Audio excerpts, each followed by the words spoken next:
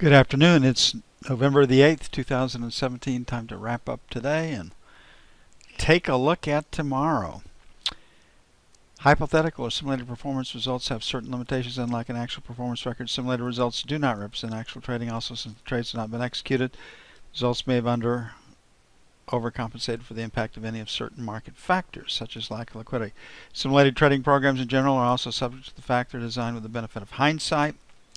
No representation is being made that any account will or is likely to achieve profit or losses similar to those shown. Well, we were calling for new highs in the E-mini. We got them. I don't see any reason, not to retest this one. Maybe trade up a little bit. Again, we're just not really very interested in the short side of the market. There was a good trade here, a little triple top. Produced a couple. We wanted to buy 81.79s, 81.50 was the low. We start getting higher lows right here, and we continue to get higher lows. And right here you can see that we're getting higher lows once again. So why fight the tape? Now, every statistic in the world will be trotted out in front of us by the people that study that. They all talk about never happened before, overbought, never had such high earnings per share on average as we're seeing right. I mean, just everything. Yet the market continues to go higher. So markets always go farther than you think they should and stay there longer than you think they should. And they always go lower than you think they should, and they stay there longer than you think you should. And we just have to be very, very careful. We can get short, but we can't overcommit to that side. Inside day today, that implies trading range tomorrow. We don't have a lot of news. We have wholesale trade, natural gas inventories. Well, not a lot going on tomorrow, but the trend is still clearly higher. Someday that'll change. I just don't think it's today or tomorrow. Two distributions here, move out of the middle. F or G split. 93.50 is resistance. I think we're going to take it out. Perhaps even today. The news tomorrow. Wholesale's trade plus 0.3. Nat gas probably 60B. No one's going to pay any attention to that. News out of China. Trump and China come up. Supposedly Putin's going to meet Trump in Vietnam, have a talk with him. But I think clearly the focus and some help on North Korea, and we'll see what happens. The Trump tax package has been delayed. Now there's talk about delaying the cut in corporate income taxes. So, I mean, what have the Republicans delivered? It's all fine and good that Paul Ryan's bragging about the House has passed 365 bills. The Senate has killed 308 of them, or they're waiting to be passed. The major stuff, the campaign promises, most of it, anything that has to have been done by legislation has been marginal. Anything that could be done that was helpful by executive order has been done, and more will be done in that area. So we're in the same situation. Failure to take out 93.95. I think we're headed to 2600. Not in a hurry to get short. 99 to 2601. Sell 2. On the buy side,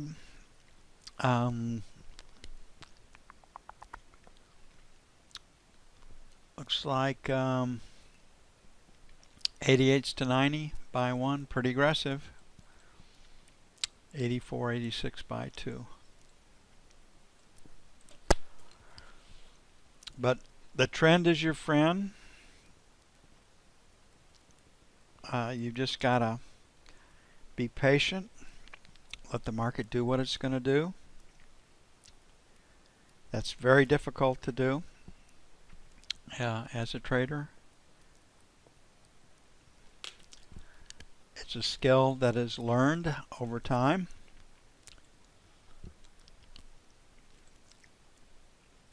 Okay, we thought we might get some selling on the 10-year. 10-year auction was deemed a pretty good one. So this is where we find ourselves. So this has trading range writ all over it. The 30-year is the toughest piece of paper to move, and that usually takes dealer support to do that. So here's the auction in I period. I always do a split in I period, and you can certainly do a split in G. Now, looking at these distributions, do I want to be long or short? Am I looking for a place to sell it or a place to buy it? You're looking for a place to sell it. It doesn't guarantee you a winning trade. The market could take this out, but we've got some selling behind us, and that's the easiest way for the market to go. Tomorrow you move a 10-year tips at 11 a.m. Eastern, and then a 30-year at 1300 Eastern. So right in here, 9 to 13 sell 1, 15 to 19 sell 2. On the buy side, 1 to 5. I think we'll be a little bit lower in London. And then 25 to 29. The bottom can't fall out of the market. They can't move 30-year paper.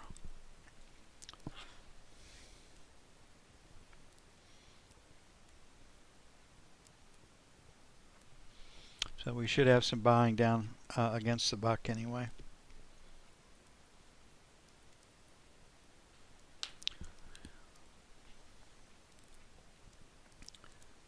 I can remember once, and this was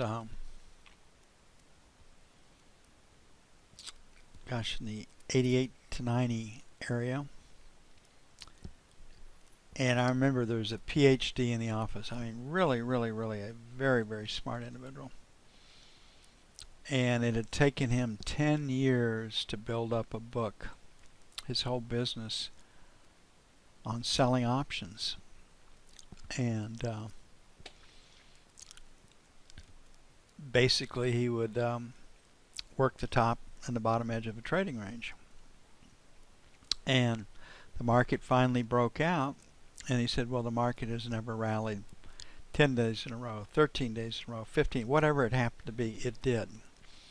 And he took a 10-year business and destroyed it because he kept adding to his shorts, and the market was going higher. And he was doing this on the SPX, on the OAX options at the time. So the market can do something it's never done before, and again, it can do it longer than you think it should. Okay, looking at the 30-year, 12 to 16 is number 1. 19 to 23 is sell 1. 27 to 31 is sell 2. On the buy side, 4 to 8 is 1. 29 to 01, buy 1.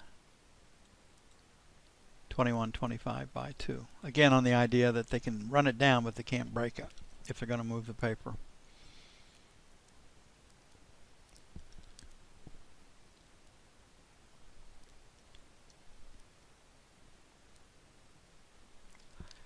It helps to have been through many different kinds of markets and to have heard every kind of prog there is to hear out there in forecasts. It enables you to weather the storm. This has never happened before. Well, that doesn't mean it can't happen. Doesn't mean that it will, but it doesn't mean that it can't. And that's where you really have you really have to be defensive in this game. Gold higher low, higher high. F1 says buy it. F2 would perhaps move out of the middle, an I period right here. So if we can't break the 80 area, this market can still rally. Now we saw once again today when that article on Saudi Arabia hit that frozen bank accounts jumped from 1,200 to 1,700, and in today's article we found out that 30 Wahhabi clerics had been arrested back in September, and 20 more had been arrested in this weekend's crackdown. So he's reaching out right now. The food of the revelation, it's an ideology. It's in men's minds. It's between their ears, comes from the Wahhabi clerics. The money to do that, for the most part, comes out of Saudi Arabia. And for a variety of reasons. But most of them are to keep the political turmoil and terrorism out of Saudi Arabia, put it into other countries. Those days are ending. Saudi Arabia's biggest problem internally as far as revolution or rebellion goes is on their eastern coast in the oil producing areas. That's Shia. There's pockets of Shia Muslims over there. But all it takes is one man with a gun or a bomb. Okay, looking at gold, we had 84, 86 as a sell. We got it right up to 88. We have a new move down here at 86, so 85, 87, sell 1. 89, 91, sell 2. On the buy side, 80 to 82. And 75 to 77.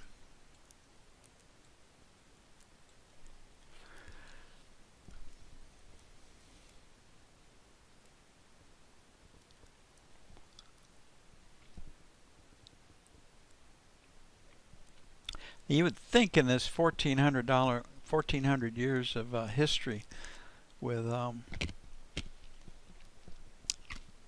Islam that they would have centralized it like the Pope, the Catholic Church, but they haven't. So anybody can declare themselves an imam if they get a following. And that following will absorb, listen, and make their own the philosophy of that imam. So you can't go to Rome, to the Vatican, and say, hey, cut this out. Let's not do this anymore. Doesn't work that way in Islam. Okay, crude wrapped today. That's not unusual. It's a Wednesday. The inventories came out. Zero Hedge blamed the rally to new highs on trading algos. I don't know if that's true or not. It's an outside day. Trading range is what that tells us. Look for trading range tomorrow. And this is what Zero Hedge says was just the algos did it.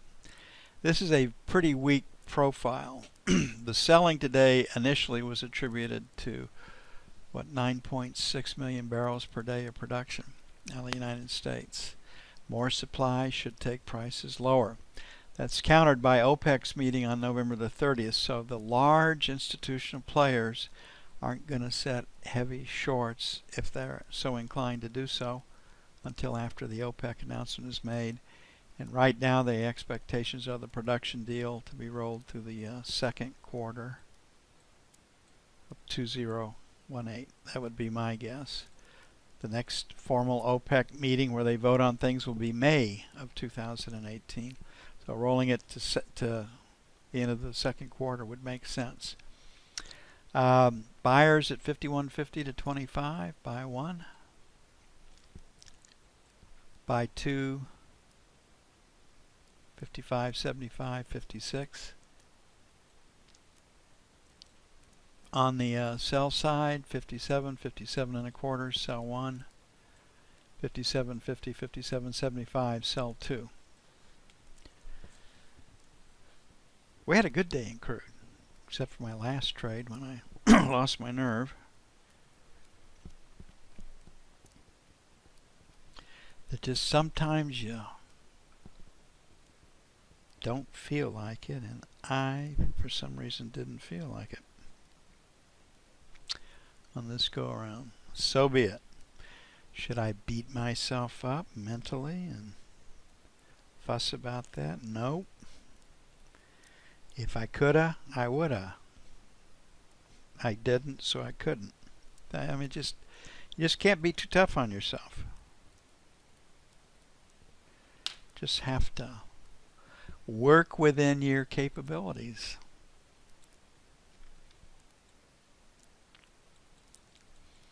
But we did well earlier in the day, so could have done better for sure, but that's the way it goes. Inside day on the euro, trading range tomorrow. No news to drive the markets that I know of. Forthcoming. I think Saudi Arabia might, and then whatever happens in China with Trump. So you can see we got a pretty tight trading range right here. There's a seller above 1625, and looks like there's a buyer right now below 1590. So 25 to 35, sell 1, 1650, sell 2. On the buy side, 16 even, 1610, buy 1. 75.85, buy 2. And that does it for this November the 8th. I will see you bright and early in the morning. Y'all have a great evening. I think we're going to make 50 degrees today. Warm up. I'm out of here.